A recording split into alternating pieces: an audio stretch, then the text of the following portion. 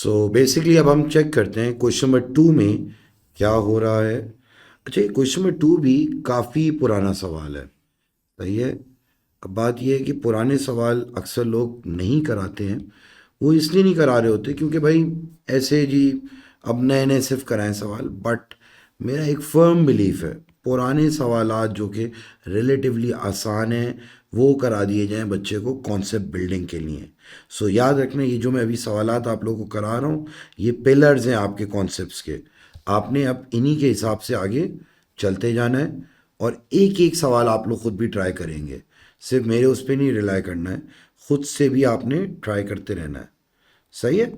चलें आए अब ज़रा क्वेश्चन नंबर 2 देखते हैं हम लोग। Question number 2, 9 cards, each of a different color, are to be arranged in a line. How many different arrangements of the 9 cards are possible? So basically, there are 9 different items and you just need to arrange them. So ये तो बड़ी कोई simple सी बात हो गई भाई, 9 items को arrange करना है, डिस्टिंक्ट है, तो 9 फैक्टोरियल। तो एज सच इसमें तो कोई भी मसला नहीं है। 362880।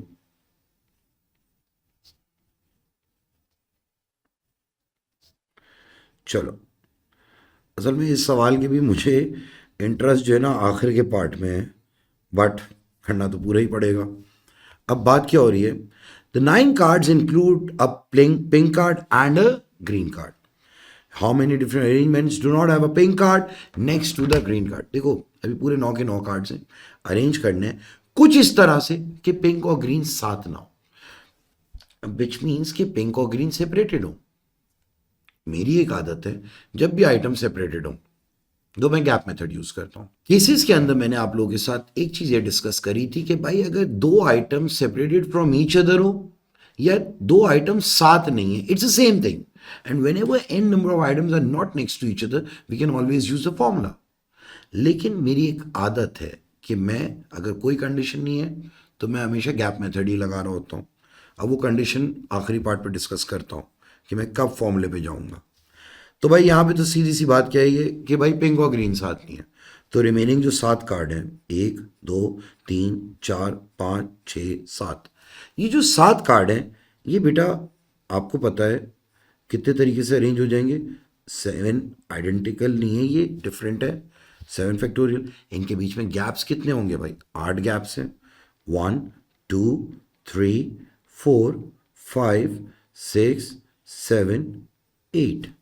तो मैंने फौरन से क्या कह दिया, ये अरेंज हो गया 7 फैक्टोरियल। 8 में से एक गैप में पिंक आ गया, 7 में से एक गैप में ग्रीन आ गया।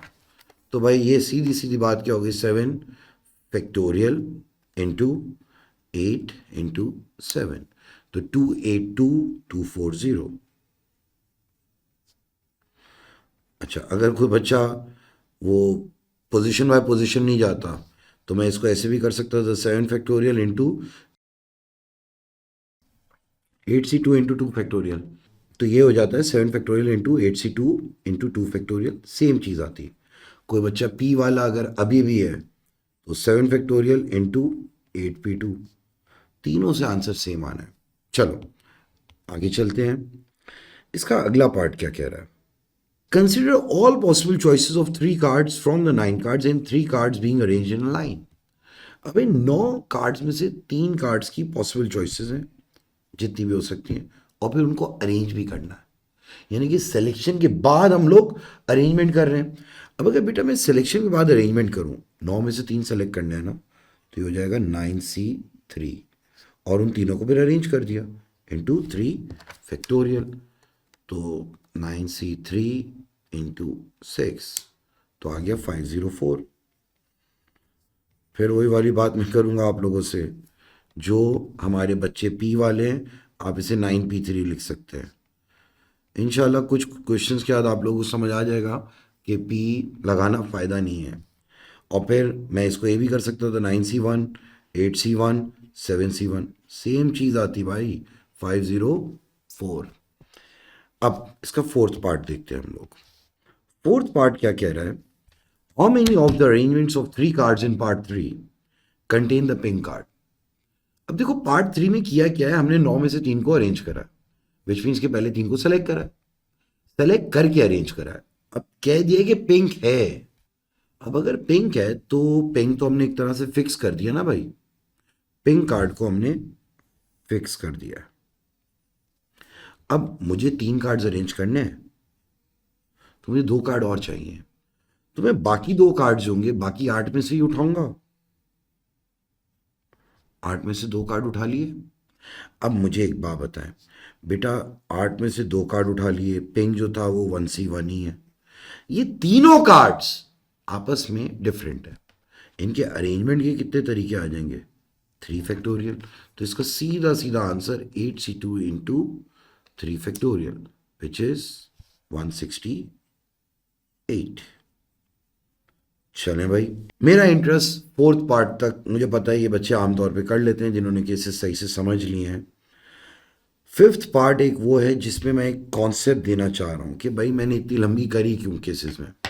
देखो, याद रखना बेटा, जब भी आपसे कह दिया जाए n number of items are not all next to each other, तो आप यूज करते हो formula total number of ways without any restriction minus n number of items being together.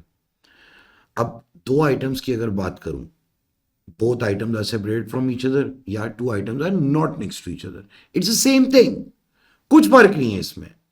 तो हमारे पास ऑप्शन ये होता था कि फॉर्मूला लगाएं या गैप मेथड। अभी थोड़ी देर पहले मैंने इसी सवाल में आपसे बात करी कि आपने गैप मेथड लगाना है। अब सुनो, फॉर्मूला कब लगेगा, जब 2 आइटम सेपरेटेड हो। जब भी सिलेक्शन के बाद 2 आइटम की सेपरेशन हो तो आपने हमेशा फॉर्मूला यूज करना है। मैं फिर से अपनी बात रिपीट कर रहा हूं, जब भी सिलेक्शन के बाद 2 आइटम्स की सेपरेशन हो आपने हमेशा फॉर्मूला यूज करना है। बच्चे पूछते हैं ऐसा क्यों, मैं क्यों का जवाब इसी क्वेश्चन के साथ दे दूंगा।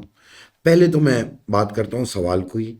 सवाल क्या है भाई, in how many of the 3 arrangement of 3 cards in part 3 do not have a pink card next to the green card. Pink और ग्रीन साथ नहीं है। अब अगर आपसे कह दिया गया कि आप पिंक और ग्रीन साथ नहीं है, ये पिंक और ग्रीन बेसिकली पहले 9 में से 3 सेलेक्ट होंगे और फिर उसमें बात हो रही है कि ये 2 चीजें साथ नहीं है। तो आप लोग पहले क्या करेंगे, आपको मैंने कहा ना फॉर्मूला यूज करो। फॉर्मूला क्या कहता है, total number of arrangement without restriction minus P and G both together.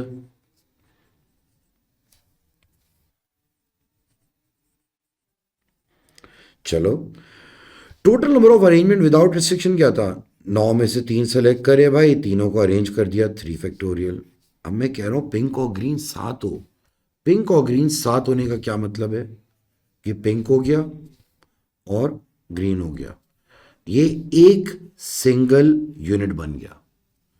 और फिर बाकी रिमेनिंग 7 में से कोई एक इधर आएगा, सही है। रिमेनिंग 7 में से भी तो एक चाहिए होगा ना, 3 कार्ड चाहिए। मुझे इतना पता है कि भाई ये पिंक और green it self 2 factorial veg में अरेंज होगा, और ये 7 में से एक और ये भी आपस में 2 फैक्टोरियल से अरेंज होंगे। तो ये क्या बन जाता है, 7C1 इंटू पिंक और ग्रीन की आपस में arrangement 2 factorial, and then pink green का यूनिट और बाकी 7 में से एक कार्ड का यूनिट 2 फैक्टोरियल। तो बेटा 9C3 इंटू 3 फैक्टोरियल 504, और ये आ रहा है 28 माइनस 28 विच इज 476। अब जब ये आ गया 476, अब बच्चे कहते हैं कि सर आपने इसको ऐसे ही क्यों करा।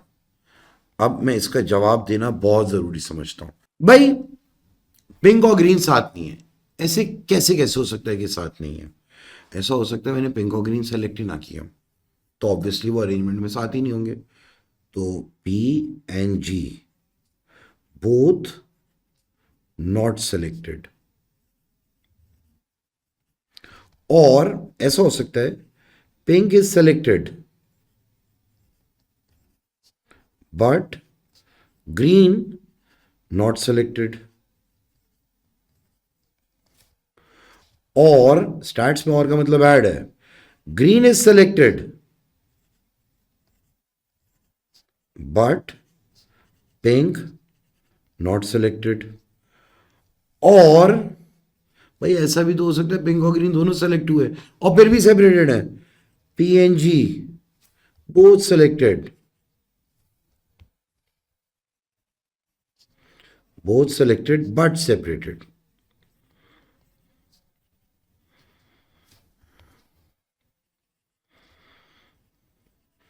अब ये ज़रा कहानी बड़ी इंटरेस्टिंग है। पिंक और ग्रीन अगर दोनों ही नहीं सेलेक्ट करें तो मैंने क्या किया होगा, रिमेनिंग 7 कार्ड में से कोई से भी 3 सेलेक्ट करे होंगे, 7C3, और उन तीनों को अरेंज कर दिया 3 फैक्टोरियल। तो बेटा ये आ जाता है 7C3 इंटू 6 विच इज़ 210। मैंने कह दिया पिंक सेलेक्ट हुआ है, green not selected. Pink select हो गया, अब ग्रीन सेलेक्ट नहीं हुआ है, यानी कि जो बाकी के जो कार्ड्स हैं, अब मैं ग्रीन नहीं उठा सकता तो मैं 8C2 नहीं करूंगा, ग्रीन तो सिलेक्शन से ही बाहर हो गया। तो रिमेनिंग 7 में से 2 आए होंगे और ये सब आपस में कैसे अरेंज होंगे, 7C2 इंटू 3 फैक्टोरियल। पिंक भी तो अरेंज हो रहा होगा ना भाई, 7C2 इंटू 6, तो आ गया 126। सेम कहानी भाई, ग्रीन सेलेक्ट हो रहा है बट पिंक नॉट सेलेक्टेड, तो पिंक तो अब सिलेक्शन ही उससे बाहर हो गया। अब अगर पिंक सिलेक्शन से ही बाहर हो गया तो बाकी 7 में से 2 आ गए, तो 7C2 इंटू 3 फैक्टोरियल, ये भी क्या आएगा 126। इंटरेस्टिंग पार्ट कि पिंक और ग्रीन दोनों सेलेक्ट होके भी सेपरेटेड हो, इसका पता है क्या मतलब है कि भाई पिंक सेलेक्ट हो गया, ग्रीन भी सेलेक्ट हो गया, लेकिन इनके बीच में रिमेनिंग 7 में से कोई एक आ गया, भाई दोनों सेपरेटेड है ना अभी भी। तो पिंक और green 1C1 into 1C1 7C1, लेकिन बेटा ये पिंक और ग्रीन आपस में तो अरेंज हो सकते हैं ना आगे पीछे 2 फैक्टोरियल, तो बेटा ये बन जाता है 14। तो अब अगर मैं इन सबको ऐड करूं 210 प्लस 126 प्लस 126 प्लस 14, तो आ रहा है अभी भी 476 which is the correct answer. तो अब आप देखें, मैंने कहा कि भाई जब भी सिलेक्शन या सेपरेशन हो 2 आइटम की तो आपने हमेशा फॉर्मूला यूज़ करना है। फॉर्मूला यूज़ करा तो कितने आराम से आ गया 2 लाइनों में, लेकिन जब फॉर्मूला नहीं यूज़ करा मुझे कंडीशन सोचनी पड़ी और ये थोड़ी सी लंबी हो गई, आंसर बेशक आ गया। तो बस इस लेक्चर के बाद आपने ये चीज़ याद रखनी है कि जब भी सिलेक्शन या सेपरेशन हो आपने हमेशा 2 आइटम की सेपरेशन फॉर्मूला यूज़ करना है। Thank you.